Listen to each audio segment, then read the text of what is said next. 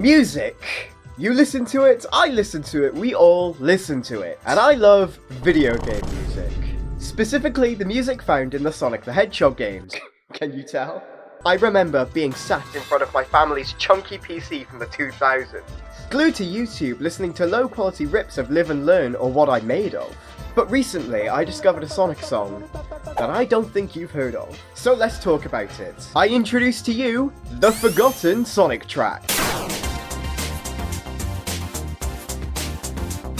You might think that you know all of Sonic's musical discography, from the heavy rock of Crush 40 to the funky tracks found in Sonic CD. But what if I told you that there's a track that I am 95% sure that you have never heard of? Alright, I won't waste your time any further. The track is called Supersonic, which is credited to HWA featuring Sonic the Hedgehog, which is kind of bizarre because Sonic the Hedgehog himself isn't talking within this track. Fucking talk about false advertising.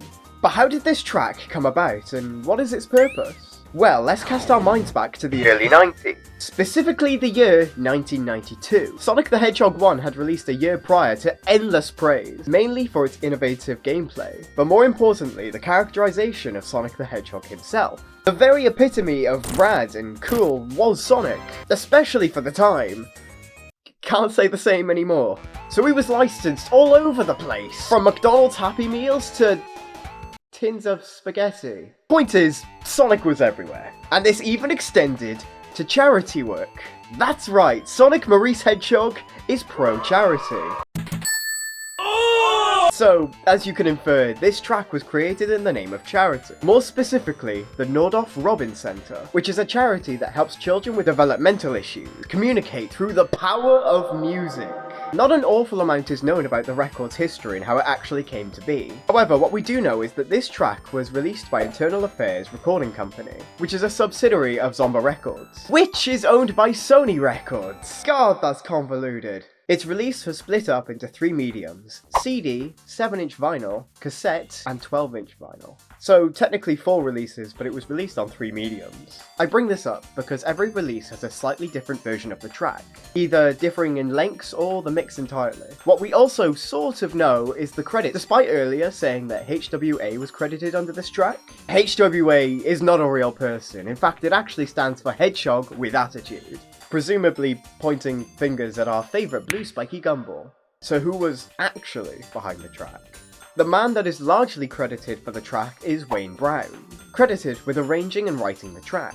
However, the names Sarah Bedingham, Miles Showell, Jeremy Healy, and Matt Clark are also credited under the track. Now onto the meat and bones of the track itself. What is it? I'm going to preface this section and say that I am by no means a musical expert. I'm just some dude that bought a cheap green screen. So don't expect the world from this analysis. The track is your classic electronic house remix from the 90s, pulling various samples from the Sonic the Hedgehog game, including the rolling sound,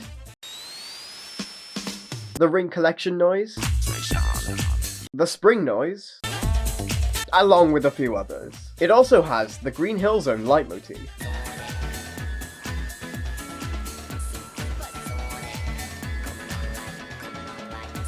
A leitmotif is the reoccurrence of a specific melody or hook, in order to elicit a desired emotional reaction. For a better demonstration of leitmotifs within Sonic the Hedgehog, watch ALtheBoi's video on it. It'll be in the comments down below. Also, tell him you came from me. In this case, it's to turn the hook into something that you'd want to get up and dance to, so something that you'd pretty much find in a club in the 90s. Also, I'd quickly like to add that the sound of this track is very reminiscent of the sounds that you'd find within Sonic CD. However, you could probably chalk that up to the fact that they have the same genre. Or similar genres at least. This is a shorter video, but I just wanted to elicit a discussion behind this track, because it has many mysteries and I've just realised this is going to get keyed out. For example, who is the vocalist? It sounds like a woman's voice, therefore it could be assumed that it was Sarah Bedingham. And where is the music video for this track? Because according to a commenter under the song, the music video is currently sitting under Lost Media. If you have any information on this track, please comment down below because I'm actually really interested in it. Anywho, thank you for watching. The continued growth on my channel has been incredibly appreciated, and I'm just really excited to build a community with you guys. So if you want to listen to me ramble on about Sonic the Hedgehog and Spider-Man, you can click on this video. Remember to like, comment, and subscribe, as it'll tell me that you want more Sonic content. Alright, bye for now.